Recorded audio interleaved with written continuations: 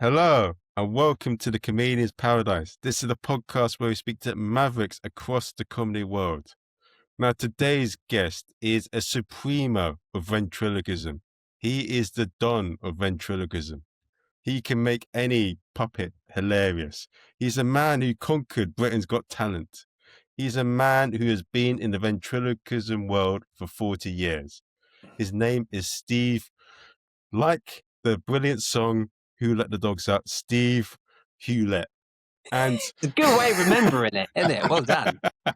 Like that. And my co-host for this fantastic episode is the brilliant, the fantastic Jack Wheeler, who ran the fantastic and the memorable, who brought the most charismatic and brilliant comedians on the London circuit from top to bottom, coffee and cocktails. Let's enjoy the show, guys. Excellent. Thank you.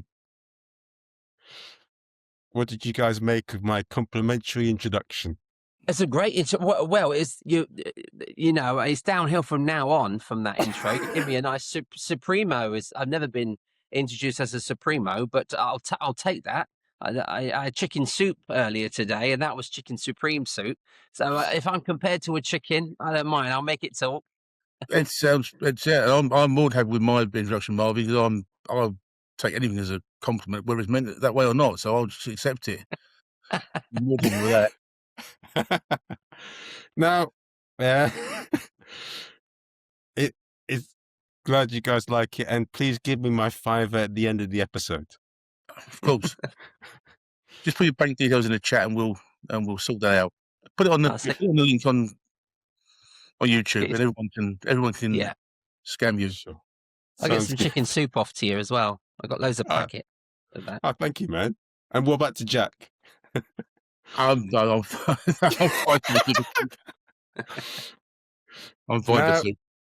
Steve, for anyone that doesn't know about you, please tell us your comedy journey and how you came to be chatting with us today. Well, thank you. Firstly, thanks for the contact. Was it Instagram? Instagram, WhatsApp, Twitter, Facebook? Well, you contacted me, obviously, because I must have a little profile out there. I did Britain's Got Talent 13 years ago now, and that was really the thing that elevated my career. I was already on the circuit for 15 years as a comedy ventriloquist, so I was doing holiday parks was mainly my bread and butter. And I don't do many now, but I used to do like 100 every season. So holiday parks, pantomimes, and cruise ships, and that was my circuit really for 15 years. And then I got Britain's Got Talent, and it kind of launched me into doing more corporate and theatre. So I did a lot more of that after BGT. So yeah, you sort of veer your way into corporates and get to be more comfortable in that situation. And I went to America. I did a couple of seasons with the Osmonds in America in a massive theatre called the Andy Williams Moon River Theatre. So I went on there as compere. I did a bit of ventriloquism, 10-minute spot. Please welcome the Osmonds. And they did their big Christmas show. And then in the interval, I came out after the interval and brought them back on again. That was just the most incredible thing. And from Britain's Got Talent, that really launched a couple of doors opening for me, which is brilliant. Yeah. Okay. It sounds excellent. It sounds so. Whereabouts was the Andy Williams Theatre? Was that in the Branson, Missouri? Yeah, Branson, which is very. It was quite religious around there. You know, a lot of Mormons. The Osmonds were Mormons. They really looked after me. They were wonderful people. Jimmy Osmond was my boss. It was the initial phone call I got. This is 3 years after Britain's Got Talent. I was still getting, and I do still get jobs even 13 years later because of my YouTube clips from BGT. And I made it to the finals. I was 4th in the final. So it was kind of elevated it, you know, back then. Simon Cowell didn't like ventriloquists, but every time I went on the show, I won him over.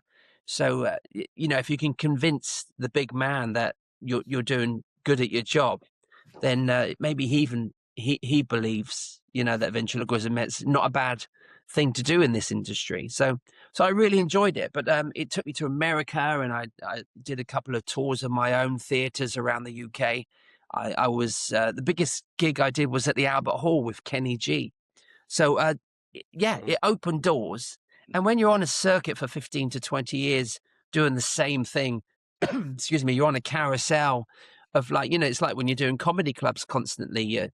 If you get a job that's sort of out of your comfort zone, it's really good to challenge yourself. And, so say you get night at the Apollo and it's going to just elevate what you do. Yeah. So when I did Britain's Got Talent, it just made all those holiday parks and cruise ships and pantomimes. It notches you up the bill a little bit further, and gives you more credibility and a little bit more sponduli. So I don't regret doing it at all. I did it at the right time. I don't think I'd do it now because they're a little bit more harsh on comedy acts now. It's very difficult to get your act across in 2 minutes because if your opening line doesn't work, you could get a couple of buzzers. I've seen it even recently this year in 26. It's difficult. Excuse me. Difficult to get that across, but I did do it at the right time. And I did something very visual in my audition, which had the judges looking in a strange way. But once I started the act, they let themselves go. They relaxed. They enjoyed it. And you have to make a big impact in the first 30 seconds. Otherwise, you're going to get buzzed, So, that was good fun. But you make an impact if you go on a show like that. You can't waste your time or theirs. No. It sounds very much on a different level, but a lower level, very much like gong shows, open mic nights. You've got if your first line or first show doesn't work, then you might as well give up at that point. Yeah, and I know there's possibly a question coming up. I think you may ask me around about the ventriloquist and the prop acts working on the industry of comedy clubs, and are we as accepted, as prop acts? But I did one of these open mics in lockdown because I was just looking to work in lockdown and keep my head in the game, And I did a London Comedy Store open mic thing just for a bit of fun because I was so bored. All I was doing was podcasts. No offense, I was doing my own podcast. My wife was bored. I love podcasts. I'm really into them, but I was doing my own thing. So I thought, Nino, I'm going to go and do this 30-second gong thing. And it was like a minute. I was on it for like a minute and a half. And then the audience, don't they put up the red cards or something. Yeah. And so I got quite far. I got a minute and a half. I think you got 2 minutes to impress people. But I was doing the same that I did on Britain's Got Talent, where you grab their attention with a visual gag. It doesn't work in a comedy store setting. Excuse me. You have to do something completely different with words, I mean, comedy stand-up is that. They just want to laugh. They want to listen and laugh, listen and laugh. If you're doing a comedy visual ventriloquist act and they don't know you're a ventriloquist, they don't care. When you've got 2 minutes, you're going to get buzzed off, So it's sort of make an impact and get the hell out of there or get buzzed. And so on Britain's Got Talent in front of quite a few million people, I did all right. A few hundred people watching the Comedy Store gong shows, they didn't like what I did. And so I have worked at the venue since, actually. I've only done the Comedy Store once. And that actually worked because they knew I was a ventriloquist. I went on and I did that routine and they didn't buzz me off. But it was a 20-minute set I was doing at the time. So, yeah, it does take a lot to transform your act as a ventriloquist into someone else's territory. Do you know what I mean? It's a different territory for ventriloquist. I was going to ask you because I like a lot of people. I love watching ventriloquists. I think it's a great skill. I was wondering, when you were saying you did the Albert Hall, you did this large theatre with the Osmonds. Do you have to make many adjustments or changes to the act so as it goes across better in a larger room? Because if you're on the front of if you're on a stage with a puppet, are they puppets or dummies, or what do you call them?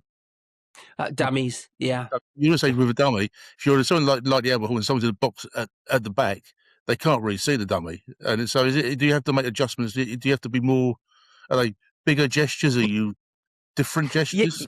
Yeah, I don't use these old ventriloquist wooden characters, because their mouths are too small for the theatres. So when I do theatres and pantomimes, I've got characters with big mouths. So they're big Muppet-style characters. So you will see the mouth moving in the character, whether you're at the back of the room or the front of the room.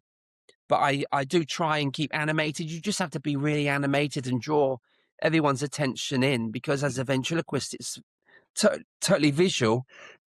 Excuse me. It is totally visual, but as a comedian, you're just keeping people interested with words.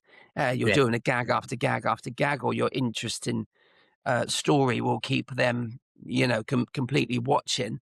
But as a ventriloquist, once the gag is over, you need to make them laugh with a move of the puppet, or do something visual instead. And we're constantly puppeteering while we're being a stand-up comedian. So you're standing there doing the jokes, and you're keeping visual as well. But if you're in a massive room like that, 2,000 people, which the Albert Hall was 4,500 people, I had to just keep doing gag after gag. You just want the laugh to continue, and it really bounces off that room. It's quite a difficult room to wait for the laughter to come back at the Albert Hall, but it's probably as big as I want to go. Jeff Dunham does all these big arenas. I've seen him at the O2 at Wembley, but he's got a massive telly behind him. So people are watching the screen for his technique. Excuse me. I'm just getting over this horrible bug thing that's been going around in my throat's a bit sore. And it's not what you need for a ventriloquist. And I haven't got any spare voices. I should have got them out of the box. So it really is nice to not use a screen. If you're going to be in a big venue, you have to keep the audience with you. I love working intimately with small venues, comedy clubs and small theatres. I like doing those sort of venues where they can see your lips. They want to see if your lips are moving. Excuse me. They want to see. They want to see if you're funny. They want to see if you're visually funny, or if you can deal with hecklers. I love dealing with hecklers.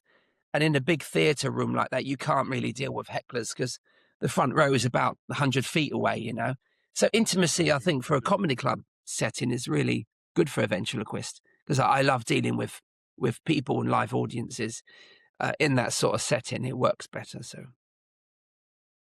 what made you decide to be like a ventriloquist? Sorry. Yeah, it's. Excuse me. The ventriloquist I saw on a TV talent show was in 1987, and he won this TV talent show. I was 12 years old, and I was mesmerized. I just thought, wow, this guy, he's not a comedian. There was comedians on the show as well, but this guy was different. He had these characters, and it was something. When I was a kid, I was very shy, and so I thought, if I can hide behind a character, then I'd love to do something like this. I was instantly in love with ventriloquism just by watching that TV show in November 1987. That's why next year is my 40th year, because that ventriloquist lived around the corner from my house. And he ended up teaching me. He was my mentor, my Karate Kid sensei. He taught me everything I needed to know. And I was speaking to him earlier today, 40 years later, we're best friends. And it was so nice to have a ventriloquist around the corner. But because he gave me his time, he gave me lessons. I roadied for him for 10 years. And he's given me every lesson under the sun that you could learn to be a ventriloquist. Going on stage, dealing with hecklers, working in the right setting. If you're in a restaurant, a hotel, you've got to have the right lighting. You've got to have the tables in front of you, not behind you. Is the people standing at the bar? Is there too much music? Is the music fast or slow before your show? He taught me everything that you need to learn to be a ventriloquist.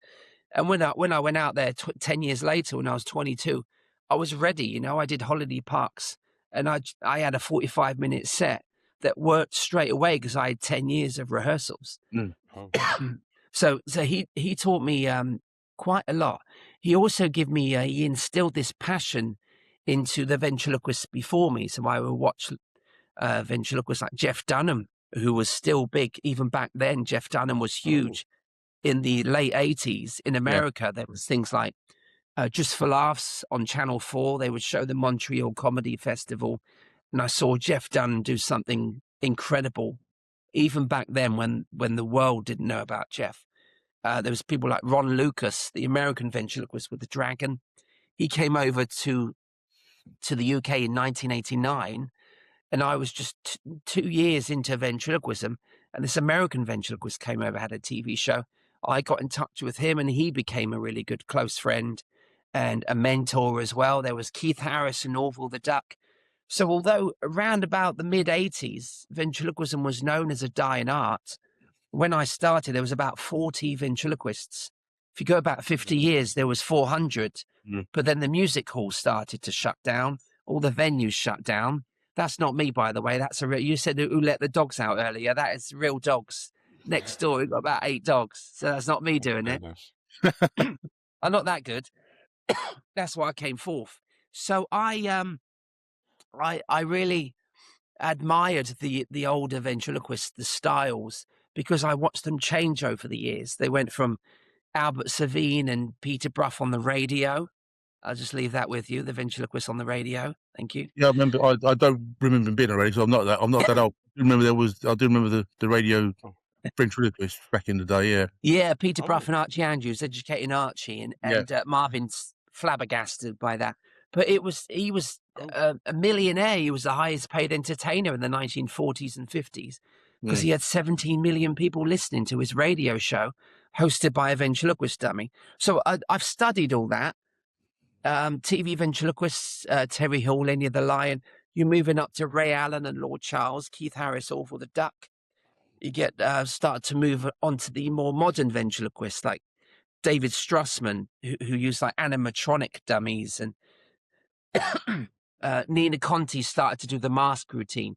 Paul Zerdin did the mask routine. Ron Lucas, who I was very much in awe of when I was a kid, he started the mask routine back in the late 80s. So that's just a routine that's gone, worldwide. It's a routine that's so modern these days. Nina Conti has done something amazing with that routine, taking it all over the world. But it's really about the history that I fell in love with up until the modern day. My book, Ventriloquist, is really about music hall to TikTok, and I'm paying tribute to every ventriloquist you can think of. I've interviewed Jeff Dunham, David Strassman. Ron Lucas wrote the foreword for the book. Paul Zerd and Nina Conti are all in the book. And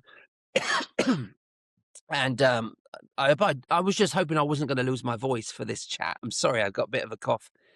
But it's fascinating, really, to me, that I've got the chance now, 40 years after starting, to share the stories of all the ventriloquists from then till now in one book that's coming out next year. I'm very proud of the work I put into it. And it's all down to the passion, really, that was instilled in me in the 80s from that one ventriloquist called Jimmy Tamley. And we're best mates today. It's nice. I know on the comedy circuit, you've got all these camaraderies that you have, a lot of your best mates work on the circuit, and a lot of your friends might be comedians, but I've got a lot of ventriloquists that are the same. I know a lot of magicians and comedians and singers and actors from doing pantomime. So it is a very small business, but if you can, in the community of the ventriloquists, we are actually quite close.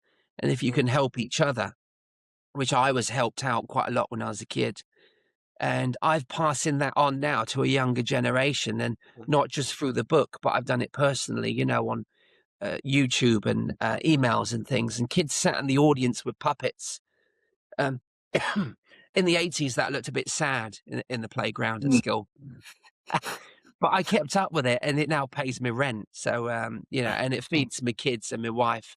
So it's just something I really stuck at, Marvin. I really enjoyed challenging. It is really challenging being a ventriloquist in this day and age, because there's not many of us. So you've always got to try and convince the booker or the corporate company that a ventriloquist is going to be a good idea, because they may have seen a ventriloquist 10 years ago and they may have died on their backside. They go, I don't want a ventriloquist. They're not very good.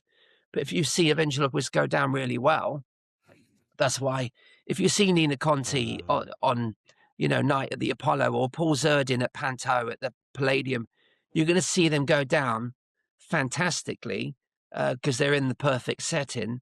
And then that corporate will want another ventriloquist. And when Nina and Paul can't do it, I'm your man and I get the job, so I'm getting all of their cast-offs. But it is really, really good to be in a genre where it's quite rare and unique and niche.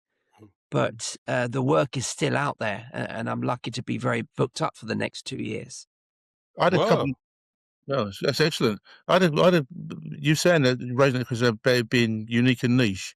I had a question occurred to me about your performance on Britain's Got Talent, and I wondered if you felt that the way it's judged is necessarily fair to what let's call them speciality acts, people that aren't singers, because if they have 4 or 5 singers, the whole audience can look at a singer and say, that's a good singer, that's a bad singer. But they're comparing you with not with 4 other ventriloquists, you'd be a contortionist and a dance troupe, an acrobat. You're the 4 inverted commas speciality act. So you're not really. I don't think you're getting this sort of crack of the whip in judging terms. I don't know if you think that's the case, but it seems to me you're not really you're not really getting a fair go at it in some cases. I know you did well, but that's because you're good, clearly. But no, that's my question, really. Yeah, Amanda Holden actually said this after on one of my YouTube clips. She mentioned that what you did on your own, standing there without the bells and whistles, the dancers, the backdrops or anything. I didn't use anything. I just stood there and did my act, and it was just me and a dummy providing the entertainment. There was no dancers. There was no, but actually on the final, they did bring me on with dancers, which I quite liked. I was good. 15 dancers walking me on. Oh, I missed that early today. It was very good, yes. Yeah, it was nice that. So you are being judged, really. But for that show, I actually wrote in a Simon Cowell puppet, and then when I got in the finals, I wrote especially for the show with a Simon Cowell and a Sunita puppet, because Simon Cowell and Sunita were known to date in the past. She's always hanging around Simon Cowell.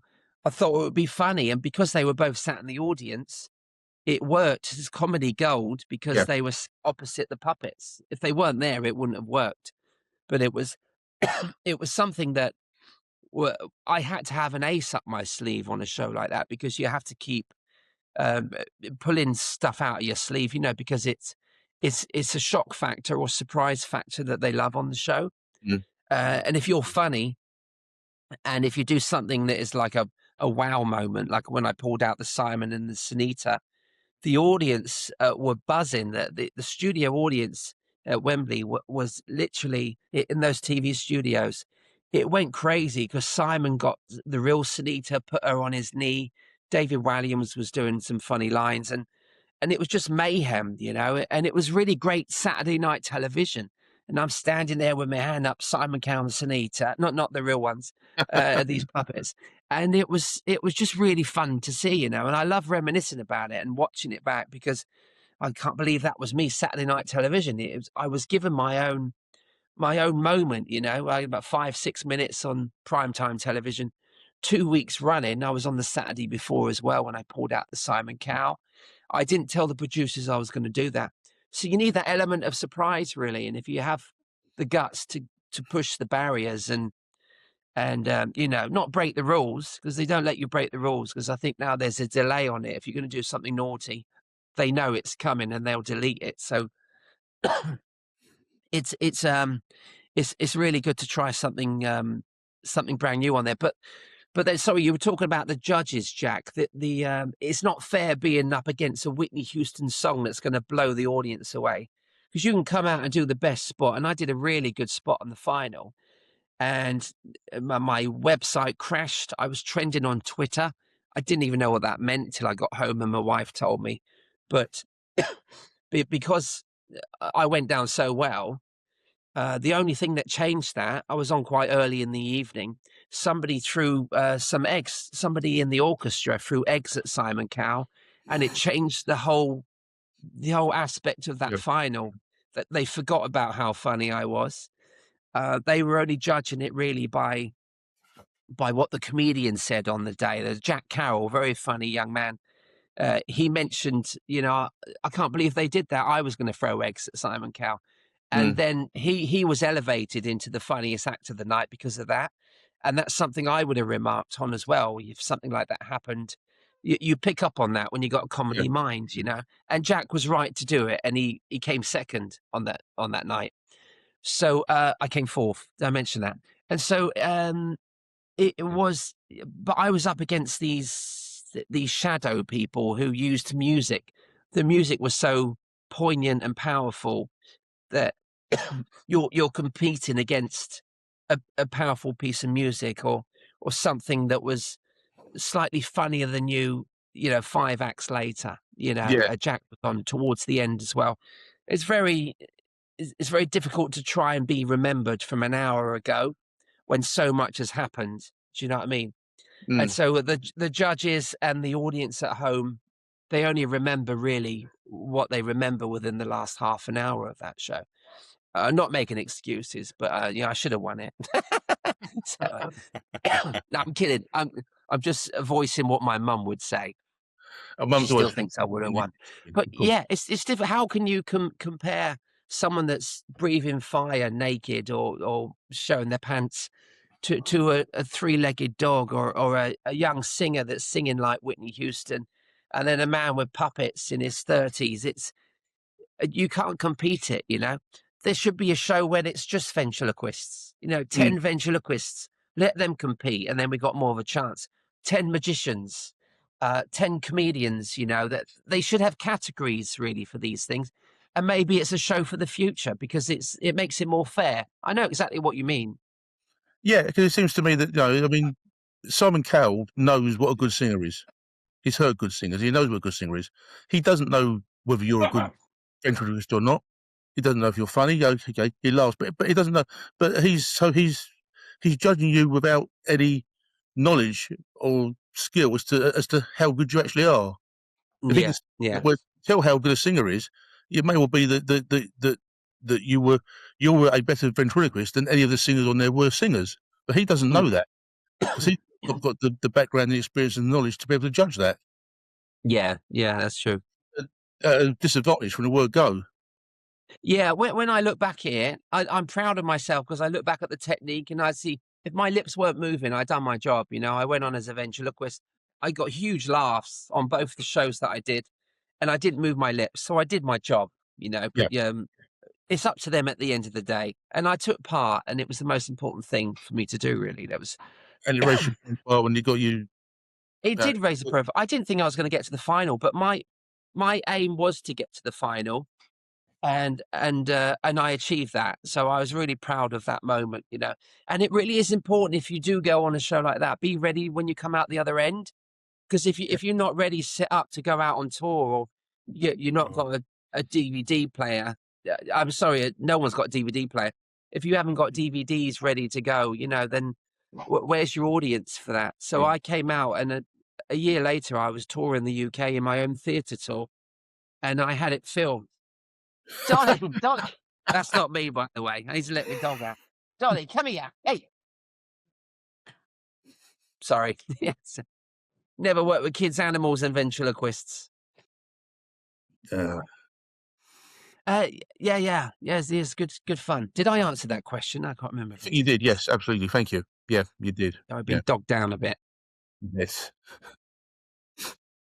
Now, as someone who doesn't know anything about ventriloquism and never partaken in it, how would you say the creation process of a ventriloquist bit and a show is different to developing it as a stand-up? Yeah, I mean, the comedy is the same. You know, writing jokes is still difficult. Writing routines is difficult, and then learning them and going out and testing them in front of an audience. I think that process is the same. We learn, you know, to try and be funny. I do a bit of stand-up before I get the puppets out, so you get the audience to know your personality. I want them to know me. So if I'm coming out doing 5 minutes and I'm getting laughs, I think, right, now I can relax. Yeah. Because if they like me as a person, then they're going to like my character, because I know he's got some good jokes to come out with, or a routine. And after him, I've got another character playing the guitar. His songs are funny, you know, so, and we're going to get them singing along. Can you hear that dog? Is that really loud? Yeah, it's all right, I think. I could chuck her out if we. No. I got rid of my wife and kids, and they've left the dog here, and I don't know why. So I'll let them all in. Yes, so that process of writing and then performing that material is the same as a stand-up comedian, but then you have to bring in puppeteering into a different thing. So when you're writing that joke or that routine, you've now got to learn it with the puppet, So you're thinking of loads of different aspects. You're acting, you're doing stand-up comedy, you're puppeteering, and you've got to remember not to move your lips, so you're using the technique as well. So you've got all these different aspects. I need to step out a bit. All these different aspects. Let me go and get Arthur, excuse me. I'm keeping this in, by the way. What's going on? What's going on? Yeah, so now I've got Arthur Lager here. Yeah. And I'm not a stand-up comedian. Yeah, what he needs to say, guys, is that he's not funny. Yeah. Yeah. Chicken eat China, the Chinese chicken. Chicken away now. So now I've got this character. I've got to write for me and Arthur. Yeah. So we do a joke together. Tickle tatters.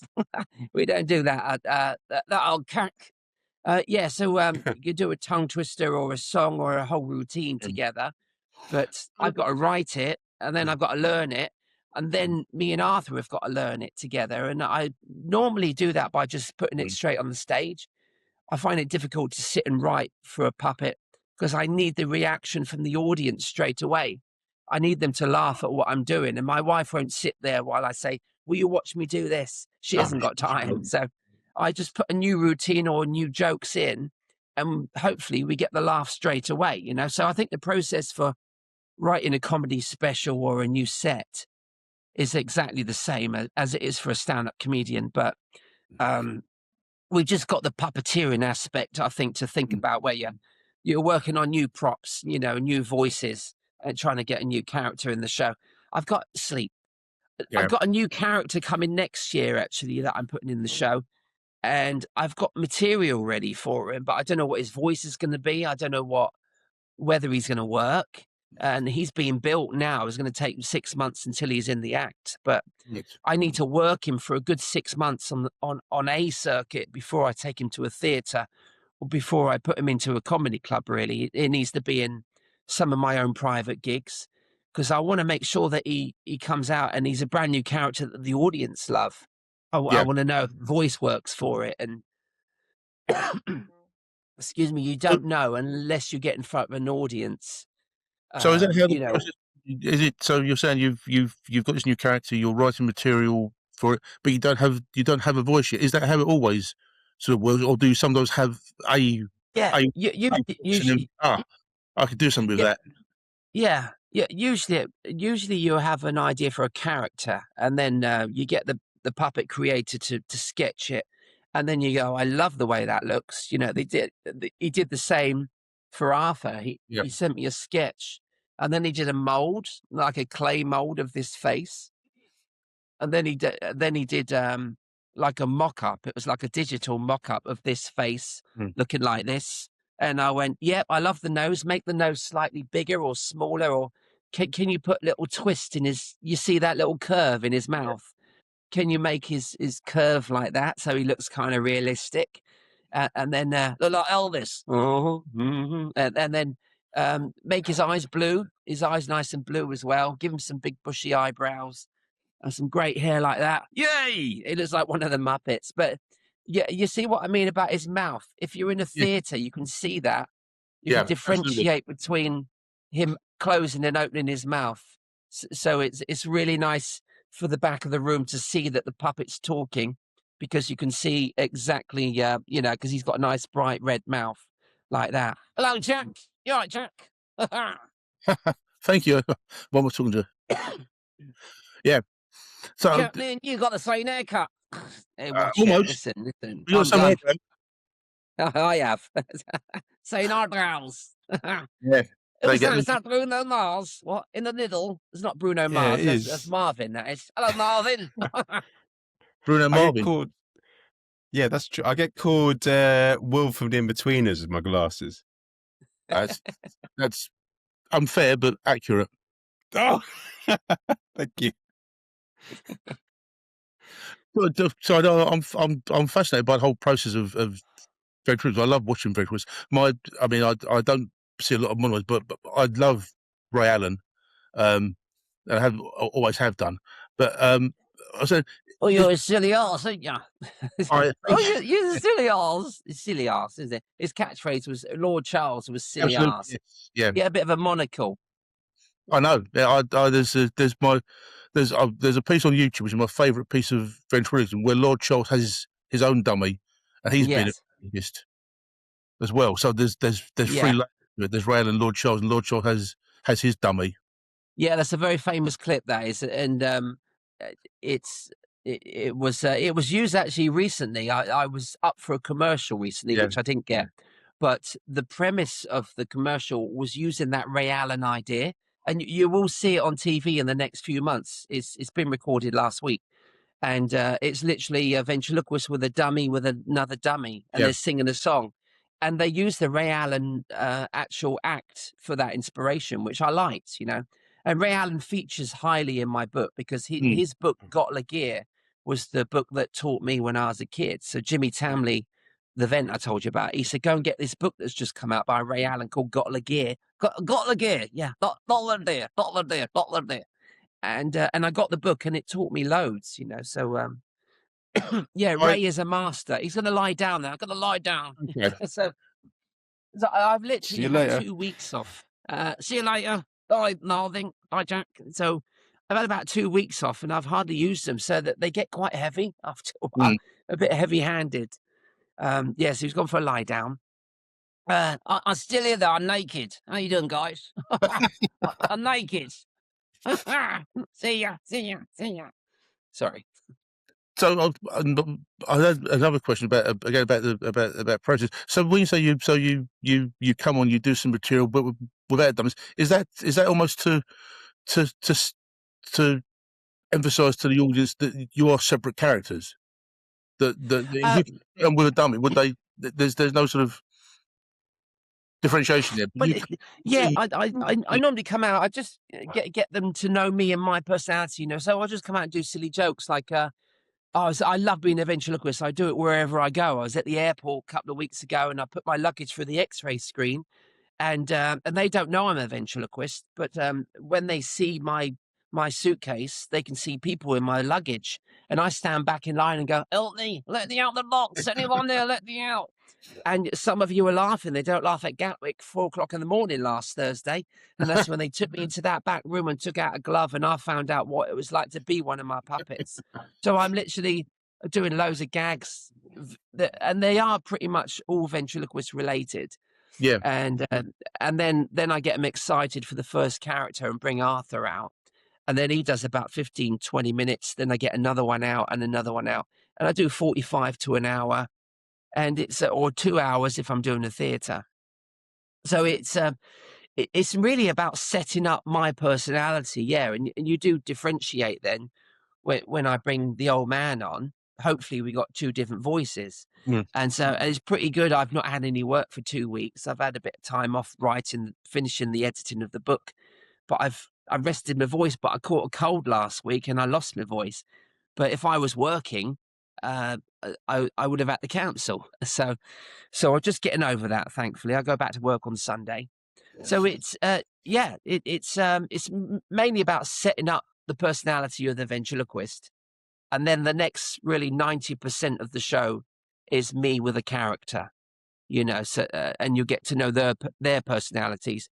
But if they're already laughing at me, then I'm on to a winner with the characters, because it's like I'm a double act 3 times over, over the next 45 minutes. So another question on your creative process, and you mentioned something earlier about one of your mentors teaching you about being a ventriloquist. With a lot of musical acts, whenever I have them at a gig, they always have to have a tech prep, coming early before the show. And with yourself as a whole, what's your prep as a ventriloquist for dealing with hecklers, when they say, "Oh, get off the stage," or stuff like that? And what's your how do you play all these different rooms? What as a ventriloquist, how is your prep different to regular stand-up? I remember doing the Comedy Store London, and there was about 8 acts on, and I was on at the end. I don't know why they put me on at the end, but on this occasion, I was on at the end. My first time at Comedy Store. I'm excited, but I'm nervous. It's bittersweet because all these acts knew each other. They knew all the other acts. They knew all the other comedy clubs, and they're talking about those things while I'm sat here with my props waiting to go on at the end of the night. And I didn't know anyone, but I said hello to everyone that come in. But I felt like a bit of an outcast. You know what I mean? I didn't feel unwelcome, but I just felt like, you feel like you're being judged, sort of thing. So you want to, the prep that I do really is I just have to make sure that the mic works like a stand-up does. But yeah, I don't do much prep. I just have to make sure that I've got a table ready to go. I put the dummy on it. And then as long as the mic stand is in the right position, unless it's one of those that you can do while you're on, because those old ones where you need both hands, you're screwed if you've already got a puppet, if you walk on with the puppet. So it's really technical, where you have to make sure the technical was all ready for you. And I've got some musical tracks like play-ons and play-offs that I talk that through. I can do that 5 minutes before I go on, really. So I get to the venue half hour before, 15 minutes, and I can go straight on. I was late because of traffic a couple of times last year. And I phoned the venue. I said, I'm going to be there 15 minutes before I go on. But I still had time to get dressed, not sound check on stage, but backstage, talk through my tracks and set up the stage. So I can be on stage within 15 minutes, really. There isn't much setting up to do for me. Unless I'm doing the theatre, then my car is full of props. And I need to get there 4 hours before. It's a different story. But yeah, you just cater for that audience, really. If I'm doing a comedy club, I can take one case with a character and lots of stand-up. I can do 20, 25 minutes without having any sort of, any prop set up. It can all be ready to go, really. Okay. 1 second. It was a Google Chrome thing. Jack went with incognito. Oh, he's back. Oh, he's on the other side now. Did you not feel comfortable with it? Yeah. I don't know what happened there, but I got kicked out. So the message that I got, it said, listen here, Sonny Jim, you need to tell Jack to not come in with Google Incognito. You got to come in Google Chrome. But right. And he said it in that voice. I'll bear that in mind. Yeah. He's back in the room. Yeah, Tom, I'll stop recording, which is probably not a bad thing necessarily. But it's all in the edit. Yeah. But I want to make it look professional. Yes, I'll use some artistic charms. Work. But so, and when you're dealing with heckles or stuff like that, what's your prep for dealing with that? Or if the audience don't take, you must have had gigs where they don't take to your stand up, and then you have to try and win them over. Yeah, this does happen in the comedy clubs. If Arthur's not working, because in a lot of venues that I do, Arthur works pretty much wherever I go. In the comedy club world, sometimes the audience don't take to Arthur, and then you panic, so the sweats start happening. But you have to just start delving into the audience. So if your material's not working, I would just stop doing that material, thinking this ain't going nowhere. And then Arthur would turn around to someone in the audience, what's your name, mate?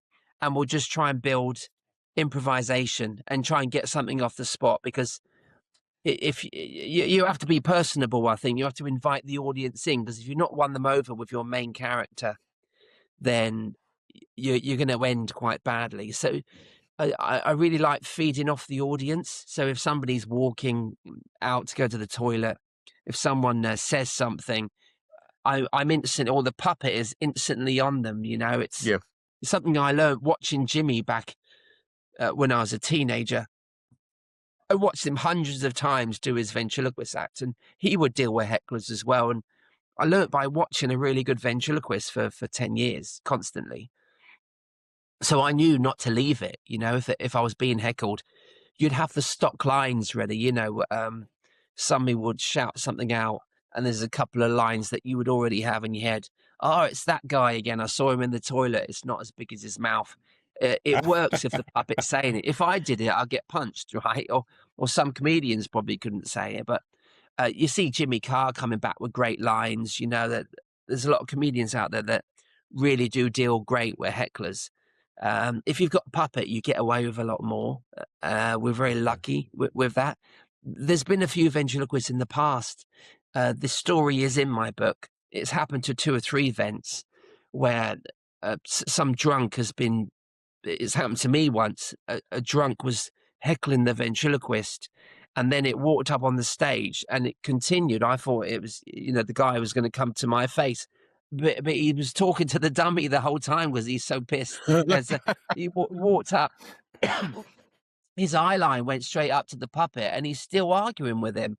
So that's when the audience end up being on your side and not the hecklers, because you continue the conversation between your right hand, and I'm just sort of looking fed up on on my own on stage, and they're having a conversation. But I had somebody try and strangle the puppet about 20 years ago. This was, I was very young. I was like 28, and they nearly started to strangle the puppet, and it's quite hurting my wrist. He's really squeezing because my hand's in there.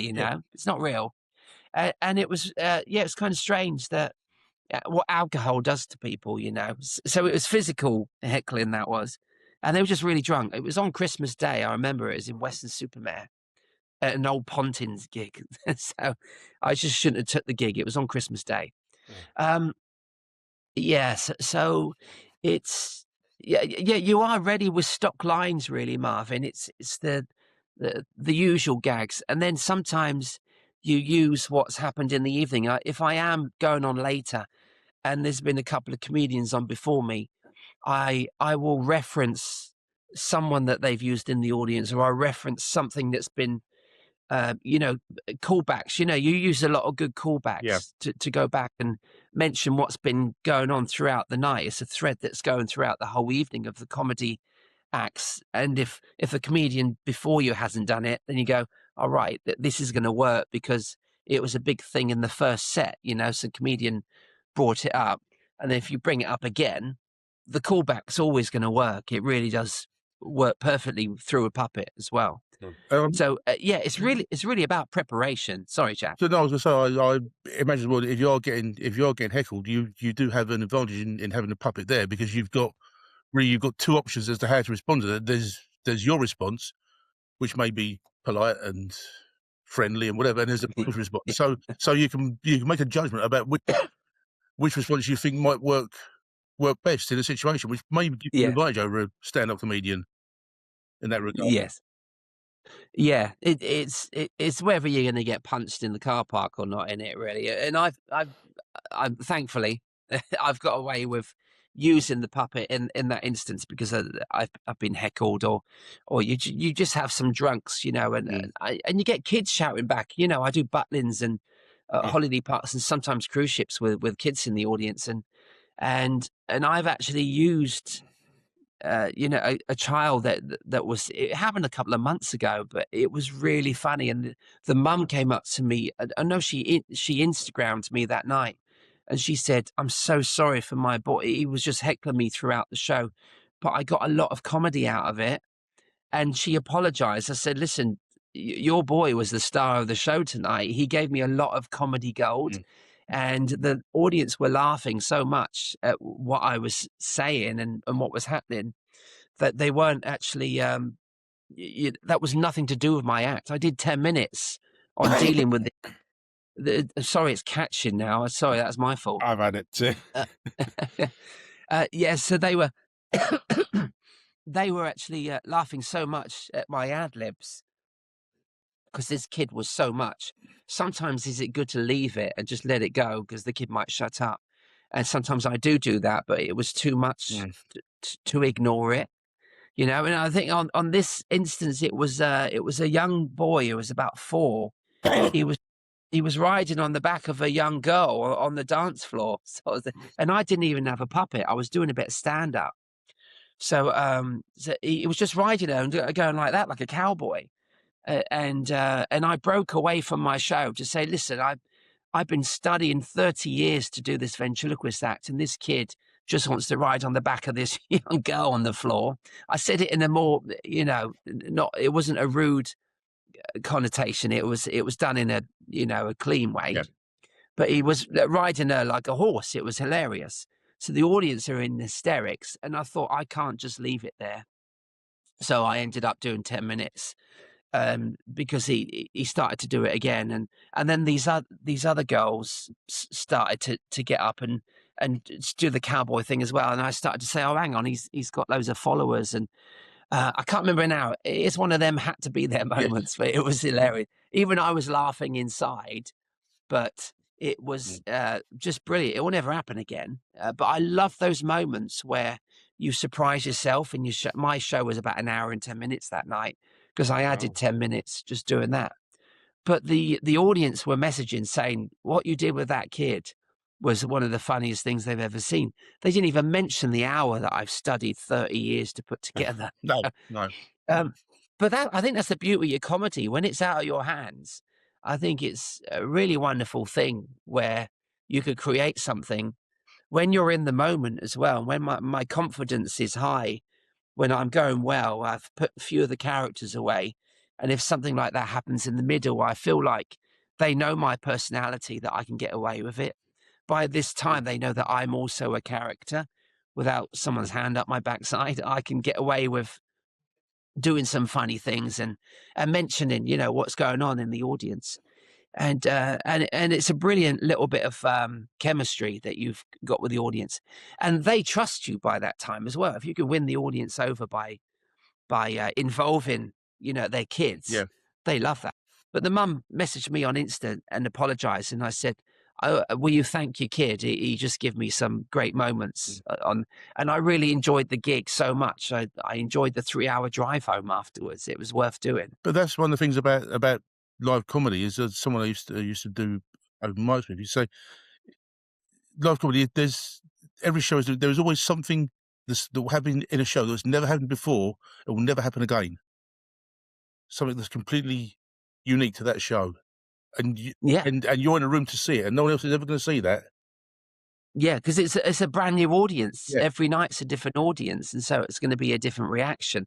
You get someone with a really funny laugh, they might not be at your next 100 shows. So, but the focus on that night might be that person's laugh, And I've had that in my show, and I can't stop laughing because the laugh gets worse and worse, and then it's infectious. Everyone starts laughing after that. There must have been a reason that they laughed in the first place, but it's so nice when a whole audience can come together with laughter. It's a brilliant job. I love doing it. I'm not a comedian. I probably couldn't be a stand-up comedian because I'm not brave enough to just do that on my own. But I've got the confidence of all the characters, and then it's what Jeff Dunham does. He does a great stand-up 5 to 10 minutes before every one of his TV specials. He's very clever. He's a great businessman, Jeff, but he's actually putting all of these little nuggets in your head. And then for the next hour of that show, all the characters would do callbacks to what he was talking about. It's very clever comedy. And I guess some people will fast forward through his stand up to get to the characters. Don't do that, because it's the full show that Jeff puts together. It's like watching Ross Noble. You can't watch Ross Noble by walking in halfway through the show. No, you need to be there at the beginning. Yeah, you need to see all of it. Yeah, it's a theatrical performance, and it's been written that way. Jeff's written it that way, and that's where I'd like to go in the future. I'm writing some interactive parts to my show where I'm going to use audiences and maybe screens as well, because audiences and kids sit there on their screens, and when you see with a kid with a phone or a laptop, or even the parents sat there on their phones while you're trying to entertain their family, it's not only disheartening, it's disrespectful, and it's rude for the other people in the room. So I've introduced like videos and photographs now where I'm writing a piece this year for the summer where I'm going to involve a screen. So the audiences will want to stay and watch. They won't look down at their phones because they've got a screen to watch. It's behind me. So whether I do it as a quiz or a question and answer type thing, I've got a cuckoo going off now. It's just all the animals taking over. It's 4:00. Well done. It's doing its job. Yeah, that's what you get when you go to Switzerland. You have to come back with a cuckoo. So we did, and some cheese, but we ate that 4 years ago. What was I talking about? I have no idea. I get easily distracted as well, and for a ventriloquist, that's great. Yeah, show. It was. Oh, sorry. What was I saying? About how you're going to have an interactive part of the show. Yeah. Just use. Sorry, this is another dynamic to a show, and how we're going down these days. Our audience is easily distracted. Are their faces lit up while you're on stage? Because as a stand-up comedian, that is the rudest thing that you could do. I was once watching. Oh, Stu, not Stu. Oh, what's his name?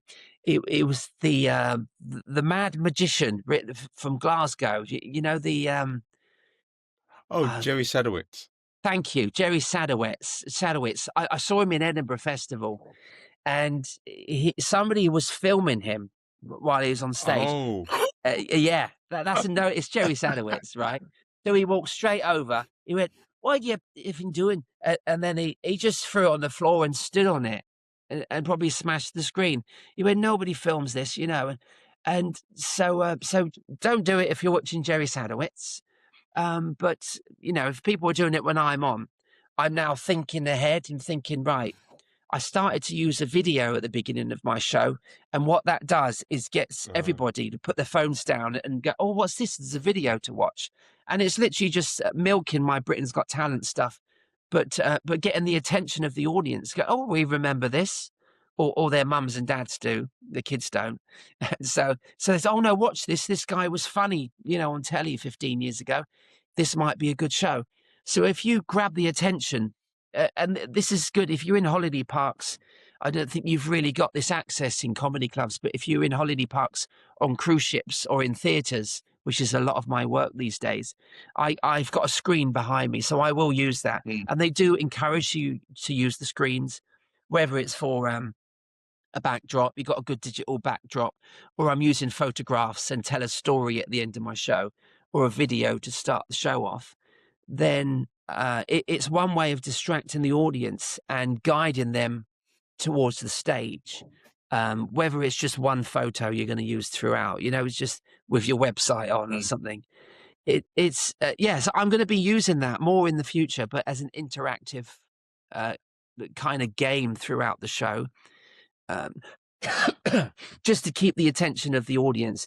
And it's a shame that we have to fight to keep our audiences these days, but it seems to work. For me, it has worked the last 2 or 3 years. I think a number of comedians are doing that now. I've seen a last couple of God,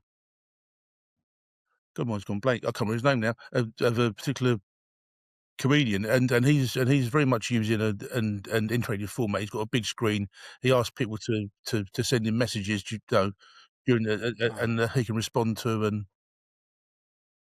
is he the guy that had the computers? He had the same name, didn't he, as loads of people? He interviewed all of them. No, it wasn't Dave Gorman. I'm trying to. Dave Gorman, that's it. Yeah. No, but similar to him though. Similar to Dave. Because of that, yeah. Terrible. Yeah, it's a good concept. It's a nice way of using comedy, isn't it? Sort of showing slides and things. Yeah, absolutely. Yeah. And you say it gives them a focus away from their own phones. Yeah, definitely. And it's like you're out for quiz night as well. It's brilliant to look at the screen, and you got to use your minds. He's making people. It's like watching someone like Darren Brown. You really got to think about what Darren's doing. You got to listen to every word, otherwise you're just going to lose the concept of the show. But it's clever. It's clever. Entertainment has got clever these days. You have to move with the times. Yeah, and which is great. About, Ross Noble, you have to pay attention. You definitely you have to put some work in. Yeah, you do. And I don't mind putting the work in because I'm a biggest fan of Ross Noble. I've got all of his DVDs, and I bet he's got none of mine. But he really is just one of the greatest comedians we've had. I've seen Billy Connolly twice, and I rate Ross Noble after Billy. I just think they're both incredible. Just I haven't completely lost my mind. Ivo Graham, that's what I was trying to think of. Oh yes, does he do that now? Does Yeah, he? he does a lot of sort of interactive stuff with. He does a green ball Okay. stuff. Yeah, he's a good comic. So Okay. yeah. What? Little. I'm interested about this. Do people, if you're on television, do people try and do they sort of do close-ups? Do they try and break down your technique and catch you out, saying, "Oh, I saw your lips move there," or that didn't work? No, do people come up to you and say, I've caught you out there"? Was that not? If you Yeah, when I do a big show like BGT, I started to look at all my comments on YouTube, and my family would go, "Don't look at the comments," because it does get to you. A lot of them were saying, oh, because your lips aren't moving, they'll find something else. So say, all his voices sound the same, and they probably do, because I'm not an impressionist. I do have a few characters, and I think all the voices they do within a reason. They have to all sound differently. Yeah. When I do one show, I usually use about 4, maybe 5 characters, and I do differentiate between all of them. They are all different voices. But people will try and judge you the whole time, that. So if you're doing television shows, they say, I'm either not funny or my lips are moving, don't like what he's wearing, that material's not his, and they'll just try and find something that they don't like, because I just think that's the troll mentality, isn't it? And a lot of what they're saying is not true, maybe some of the voices might be similar. But I think I only used one character on that show, so I don't know really what they were saying. So it's something really. I've only really, television-wise, the biggest thing I've done is Britain's Got Talent.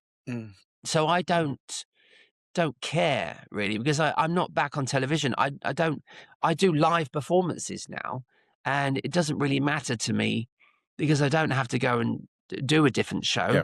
If I do a different theatre show, then I will change the material, and I've done 2 or 3 tours, and I have done 2 or 3 different shows. But if you're not on telly every week, you don't have to change your act. You don't have to, No. concentrate on all these differentiations. But I went on telly once, and literally, if you add up my spots, I did about 6 minutes in 2 weeks. And even in them 6 minutes where I'd done some of my best work up to that point, age 37, I was ridiculed by a lot of people. I think the majority of the people and the comments were fantastic, and that just keeps you going. It's nice to get a lot of amazing feedback, which I did. But I did do what my family said, and my wife Nina, I did stop reading them after a while, because it's just people just being horrible. Because I'm not a horrible person. I was just trying to make people laugh, and if you can make people laugh, and as comedians, that's all you want to do. You want to try and get laughter and spread laughter, because not only do you, the comedian, feel good, the audience feel great. Absolutely. They're paying money. They're paying money to laugh, and if they don't laugh, that might be their fault, because they're not in the right mindset. And comedians, they're paid to be funny, and the audience are paying to laugh at them. So just let yourself go and let your hair down and just enjoy it, and stop pulling everything apart. They're judging everything now, because sadly the Britain's Got Talent mentality of the audience has made everybody a judge, and now we're all judging everything.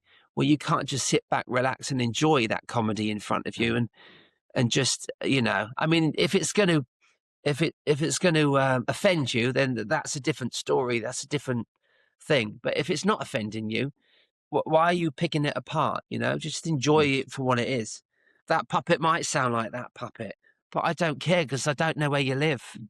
So I'm not bothered. And there's no need for people to be nasty about things. So, as my wife was, we're watching something. If you don't enjoy it, just stop watching it. You don't need to go on the Twitter afterwards and say, "Oh, that ventriloquist was terrible. That comedian wasn't funny." Just don't watch it. That's what you need to do. Yeah, that's true. I did have a wonderful comment, actually. Do you remember the actor? Well, I don't. I've forgotten his name. The actor from Alien. Where the alien came out of it. John Hurt. Yeah. Yes. I was doing a summer season in Cromer on the end of the pier, and John Hurt would go and see the opening night every year of the Cromer summer season. the actual actor, and I'm a big Alien fan as well, and he was in Harry Potter, so my daughter's impressed with the story. But so I met him on the pier, and he was wonderful, really nice about the show. But 3 years after that, I was on Britain's Got Talent, and he tweeted, and he tagged me into the tweet and said, that ventriloquist Steve Hewlett, I saw him on Chroma Pier 3 years ago, and he was first class, and he still is first class. And that was John Hurt. And I was so sad when he passed away, but when I got that, I replied straight away, and I said that means so much. That he would bother to tweet after watching Britain's Got Talent, so the Elephant Man, for God's sake. So if you're going to get 10 really bad comments, but if you get one good one like that, then you forget about all the others, and you can get hundreds and hundreds of amazing comments, which I'm very proud that I have had over the time. And then you get your 5 or 6 bad ones. Sadly, because we're constantly thinking as comedians, we focus on the bad ones. It's like that person, and there's probably the same man that's always sat in the front with his arms crossed, and the one that's not smiling, that's the one you want to try and make laugh in the next 2 hours. Like, why is he not laughing? I'll get him in the second half, and then when you nail it, it's amazing. It's such a great feeling. I didn't think he was going to laugh, but he probably lost his dog in the morning. He might be there because he wants to, you don't want to cancel the ticket, but he may have a loss in the family. You don't know what anyone in the audience is going through. No. Sorry if this has got really deep. No, it's fine. But I mean, I don't have a problem with it. Although Marvin does. Yeah, it really is nice if you can make people feel better. I mean, and I've been on cruise ships, and I've had people come, as old ladies walk up to me saying, I've not been out of my house for 2 years. My husband passed away, and I'm on a cruise, and I weren't going to come, but I just had one of the best nights in my life, and just laughing and crying, laughing.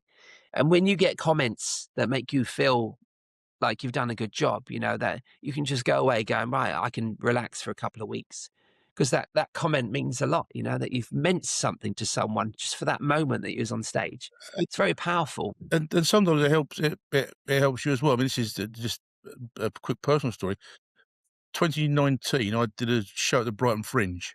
I wrote a show about my mum and her Alzheimer's. It was a comedy show, and 2 weeks before I was going to do it at the Brighton Fringe, she died. And I thought, well, shall I cancel it? Shall I rewrite the show completely? I thought, well, no, I like the show. It's funny. It's affectionate about her, so go and do it. And I did the show, and I had good audiences, and everyone liked it, and I got good laughs, and I'm better because of it. I mean, it's amazing. It works it works both ways. Yeah. No, that's incredible that you didn't give up. You went out there and you did it for your mum, and she's inspired your whole routine. So you can't change the show. That the show was about her. So that's amazing. My ventriloquist who taught me as well, I was roadieing for him one night when I was 15, and his mum died that morning, and I thought he was going to cancel, but he said, I'll pick you up at 5, like last week. Yes. And he took me to that holiday park, but he did break down on the way, not in the car. I mean, he broke down in tears because his mum had just died. So I got the comfort, some guy that gave me a whole career, he gave me so much advice. And now I was kind of just comforting him and being there for him, because it is such a lonely job. But if something like that happens, we still go out and make people laugh. I try not to look at the news these days because it's awful, but I won't look at the news before I go on. I mean, I don't look at the news anyway, but I won't look at the news or my phone before I go on stage, because something can just floor you, and it can. And I have gone on stage recently with some bad news, and I wish I never looked at my phone, because then I was thinking about it throughout the whole show. And then like 20 minutes in, I'm thinking, oh God, I nearly forgot about that. I can't forget about what I've just seen, but I've just been making these people laugh. And so you need to get on with your job and finish it. Absolutely. But we're human, aren't we? It's strange what comedy and live performance does to your brain. Absolutely. Yeah. Keep it cheery. It's just a comedy podcast. Let's all cheer up now, shall we? Well, following on from all of that, I got 3 questions to ask you, Steve. Great. Who are your favorite ventriloquists, and what do you like about them? How are they different to each other? And who are your favorite non-ventriloquist performers that you admire? And how do they find out about you? All right. Sorry, the first question, who are my favorite 3 ventriloquists? Yeah, or favorite ventriloquist. Yeah, Ron Lucas. Ron Lucas, if you Google him, he was called the world's greatest ventriloquist. New York Times called him that in the 90s. And he came over when I was a kid to do a TV show.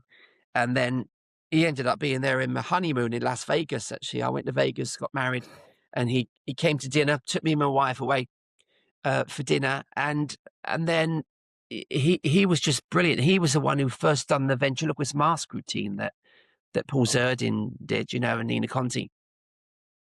And he invented quite a lot because he would do, he was the man that could make anything talk. He'd make the microphone talk. He'd have a kazoo and he'd invent a brand new routine every week that him and his writers would put together. And John Fisher, who was the producer of the show, would just make sure he's got a new routine to start the show and to end the show. And his show was massive. He had like Whitney Houston and Liza Minnelli on the show, Paul Zenon, comedy magician. Loads of really great people were on the show. But Ron Lucas was my favorite ventriloquist. And because we became friends as well. So he really looked out for me when I was a kid. And we toured together in the UK. I put on 2 big theatre shows, and he flew over on his flight points. He had a lot of points on his flights. And so he used all that to get a free flight to the UK. And we did 2 nights together and did loads of radio interviews. And we spent 10 days together in the UK. I put him up in a hotel in Eastbourne and we just hung out. And I had 3 or 4 gigs that week. And he roadied for me. He helped me carry my gear in. And he's one of the greatest ventriloquists in the world. It was amazing because he'd never seen the Ron Lucas show, which he starred in. So he recorded 4 series in London of the Ron Lucas show. And he said, Steve, can I watch some of these shows? So I had them all on DVD. So I said, well, I'll make us a cup of coffee. You can sit down and watch them. So he started to watch the Ron Lucas show himself on DVD. And at the beginning of the show, it goes, please welcome Ron Lucas. And just as that started to play, it says, please welcome Ron Lucas. And I was washing up in the kitchen and he walked in the kitchen to the sound of his own intro. It was crazy because 25 years before, I was watching him on telly with my whole family in awe of this American ventriloquist. And now we're mates. He wrote the foreword for my book. So Ron is definitely up there in my top 3. There's a great ventriloquist called David Strassman. David Strassman, who invented lots of animatronic ventriloquist characters, So all very animatronic, and he is a master ventriloquist. Him and Jeff Dunham as well, who literally is never going to be surpassed as one of the world's greatest all-time ventriloquists, because no one's going to do world tours as a ventriloquist. I think what Jeff has done has just been incredible. Yeah, fantastic. So he's so those 3 ventriloquists really, and they're all Americans. I've got ventriloquists over here who I admired as well. Keith Harris and Awful the Duck. That they were some of my favorites when I was a kid, when I started out. And Keith Harris was really good to me when I was starting out. Okay. And what about non-ventriloquists? Who inspire you there? Oh, yeah, non-ventriloquists. Lee Evans is one of my favorite comedians. Lee Evans, I just love his style of comedy and brilliant. And his dad actually ended up writing for me. I met Lee Evans' dad is called Dave. Dave's sadly no longer with us, but we ended up doing like loads of shows together on cruise ships. And I brought him over to the UK. Well, he lives in the UK, but when we were back in the UK, we did a few theatre shows together with Dave. But his son, Lee, was just one of my big inspirations, And so I loved Lee Evans as an inspiration. I love Jim Carrey, Jim Carrey's movies. I always love kind of wacky comedy, you know. So Jim Carrey movies really inspired me. I always really wanted to use a bit of Jim Carrey in my show, and I had a puppet made up when I was 22. And I said to the puppet maker, "Can you make it look like Jim Carrey?" And when it came, it didn't look like Jim Carrey, sadly. But yeah, I always try and use a bit of my inspiration in the show. So I would be a little bit, well, just like Lee Evans, I'd be really sweaty. I wasn't as funny as him, but I would sweat a lot. So that's my inspiration from Lee. But Ross Noble as well, where the improvisation skills come in with Ross Noble and doing all the callbacks. I've learned to do a lot more of that by watching a lot of the greats that I love, you know. So I'd say Jim Carrey, Ross Noble, and Lee Evans are three of my tops. Okay. And for anyone that's listening right now, what advice would you give people if they want to be a ventriloquist? And what advice would you give people for making it in the performers industry or being a performer? Yeah, I think watch and learn. Just watch and learn really good people who you inspire to be like, you know, not inspired to be them, because everyone's going to be different. You should all be different. Work on being who you want to be, but definitely learn by watching them. Don't take what they do. You can take ideas and make them your own ideas. They could be inspired. You can be inspired by other people. But I think if you're going to join this industry, soak it all up like a sponge. Go out and watch whatever you can watch. I try not to be like anybody else. I try and write my own material. I try and be original as possible. And I just try and be as funny as possible. If you can be visual and write your own stuff, it's very important to stand out from everybody else. So, excuse me. Yeah, it's very important to be original and stand out and be only who you want to be, and be something that's not been seen before. You can do yourself a brainstorm. You know, it's a little bit of advice. Do a brainstorm of all the things that work out there in the world. Look on Instagram. What's funny? A lot of slapstick, a lot of falling over, people laughing at that. Take a little bit of that. What's really big in the music world? You got a bit of Harry Styles or Justin Bieber, Britney Spears. Take a little bit of that and use their inspirations. What's really big in the world? What's the funniest character out there? Donald Trump. Take a little bit of all this and turn it into something that is already being admired by, you know, why are people retweeting or re-following all of these videos on Instagram? Why are they getting shared? If it's something that makes you laugh, then it must be something you may be able to create yourself, you know, to go viral. Everyone wants to go viral these days. And so you can take lots of ideas, but then you can create your own future, really, by using ideas, but don't take ideas, if that makes sense. It's something like about being original and creative and innovative. Not an easy word to say. What you said there reminds me of what Simon Evans said. And he says a lot of originality comes from someone combining influences in their life to form their own unique thing. And I think that's what you're basically saying. Yeah, it is. And I've done that with all the ventriloquists that I've admired, you know, that I'm hoping I've got a little bit of Jeff Dunham and Keith Harris and, you know, Ron Lucas in my act. I've got a little bit maybe of their delivery or I might think like them.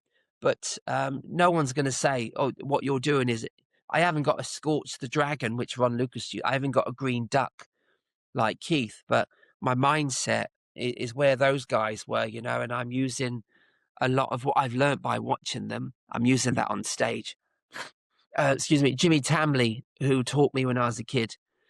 I would be in a situation on stage and I'd remember what he said to me 38 years ago, when I started learning. And I would use that. I would go, what would Jimmy do when I get to a gig? Would I work here or would I work there? Should I go and park all my gear over there and put the put the stage there, because the lighting ain't going to be great. There's a bollard there in the way, and you're going to lose 10 people sat behind it. So, remembering what all them people taught you as well. If you are lucky enough to have a teacher, then use everything that they told you and execute that when you go out on the stage. Make sure that the lighting is perfect.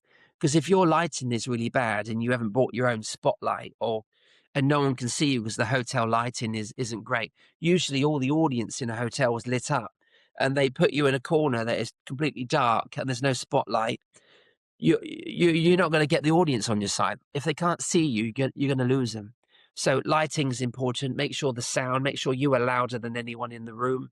And that's what comedy clubs do. Comedy clubs have got the spotlight directly on the artist. They've got the best sound system.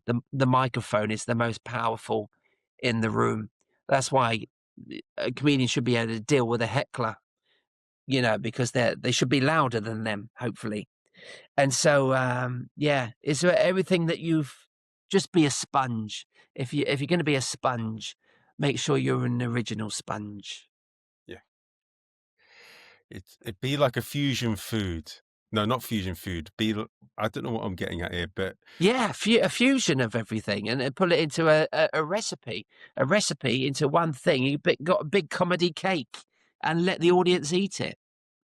Exactly. I know where you're going there. I liked that, Marvin. That was good. A fusion. Yeah. I'm always thinking of fusion foods. Where you're mixing Chinese with Indian food or something. Or fish and chips with Asian food, and you probably more watch MasterChef. That's probably where you're going. But I do as well. I love it. And if you can do that with comedy, see it as like a 3-course meal. You go out there, you do a little bit of warm up. You have a main course, which is the really big chunk of your show, and then you go and hit them with laughter at the end, which is your desserts and your thank yous and goodbyes. Well, sounds good. And I'm starving now. I've said all that. Me too. I'm going to have dinner in about half an hour. Yeah, we're lucky we can get to eat. Quick question. So to the end of the podcast, how do people find out about you? And tell us a bit about the new, how they can find out about the book that you're making. Yeah, thank you, Marvin. I am on www.Steve Hewlett Ventriloquist. You just remember my name, Steve Hewlett, ventriloquist.com. Everything will be updated on there. All my dates are on there. So if you want to see me on a cruise ship, in a theatre, I got some theatres coming up in May and June. Go to that. You can get tickets through my website, and come and see us live. I do at least 90 minutes when I'm in a theatre. You get to see a lot more of me. I may be doing a holiday park or a comedy club. I've got lots to set up this year, but because we're now in the process, I've been writing this book for 20 years, but Ventriloquist is finished. I'm working now with hopefully securing a publisher in the next month. And once we get that, everything will be on the Steve Hewlett ventriloquist.com. You'll find out when the book comes out. It'll be out in 2027. And I'll be doing some very special copies. The first 100 copies will be like special editions. We'll sign them all. That won't take the price up, but it will be a very special time in 2027. I'll be going out doing talks. My next gig is Sunday in St. Albans. I've got a gig for Talking Pictures TV, where I'm actually talking about ventriloquists from the book. So it's you're talking about British ventriloquists this time. So I went out to America last year to the Vent Convention, the 49th Kentucky Ventriloquist Convention, and I did a talk to about 500 ventriloquists, and I talked about world ventriloquists. Oh, no, I didn't. I talked about British ventriloquists, and they loved that. But now I'm talking about British ventriloquists this Sunday as well, but it's a completely different talk. And I did a convention in Blackpool at the Magic Convention last year, where I talked about great ventriloquist routines. So it would be all about different routines that we'd use, from music hall to TikTok. So my book covers everything you could possibly know about ventriloquists, and I don't leave any ventriloquist out either. I mention nearly every one that you would have heard of over the last 100 years. So it's a celebration of the ventriloquist. and my story is right in the middle of it. Okay. That weren't me either. That was a dog. You can't do that noise yet. You're not Michael Winslow. Love Michael Winslow. I went to see him at the Udderbelly about 10 years ago. He was brilliant. I love him, but yeah, I can't do. I want to get him on. He's one of the guests that I really want to get on the podcast. I messaged really him, hope you get him on. 3 or 4 years ago, and his agent said he would be interested, but then he went on Britain's Got Talent. But yeah, I definitely want to get him on. Oh, right. Well, because I saw him about 10 years ago, I said to Nina, my wife, because I took her for date night on the South Bank, and he was one of the best shows I saw live comedy. He was brilliant. And I tried to get him on, because I had a podcast, Marvin, for lockdown. I did it for 3 years, and it's called Eyes and Teeth. So you can look at them. There's over 200 episodes on there. But I tried to get Michael Winslow, and I really hope you do, because I couldn't. So good luck. If you've got a contact, get in touch with him now. I'd love to see that. Yeah, he's incredible. I think more people need to know about him. I mean, I've not seen many comedians do what you do, and I think, yeah, he's incredible. Sorry, it's incredible. He's amazing. I've started another hour now. Oh, sorry, my lightsaber's gone off.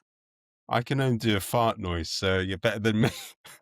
Wow, you're going to have to face differently towards the mic if you're going to do that. But yeah, guys, you know where to find about Steve. I hope you enjoy this episode. It's going to come out this Sunday. You know where to go. Jack Wheeler, you can find him on Facebook and Instagram. And guys, I hope to see you soon. The next guest I'm going to try and get on is, well, actually, no, she was supposed to do yesterday, but we're rescheduling it for next week, is the Comedy Bible, Judy Carter, about a new book. But yeah. Oh, amazing. Care, guys. Lovely. Brilliant. Right. Thank you, Jack.